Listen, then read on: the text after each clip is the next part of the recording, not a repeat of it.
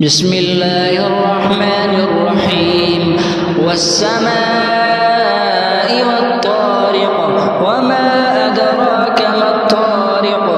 النجم الثاقب إن كل نفس لما عليها حافظ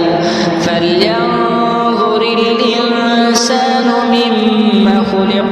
خلق من ماء دافق يخرج من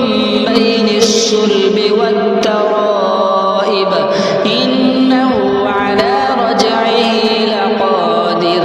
يوم تبلى السرائر فما له من قوة ولا ناصر والسماء ذات الرجع والأرض ذات الصدع إنه لقول فصل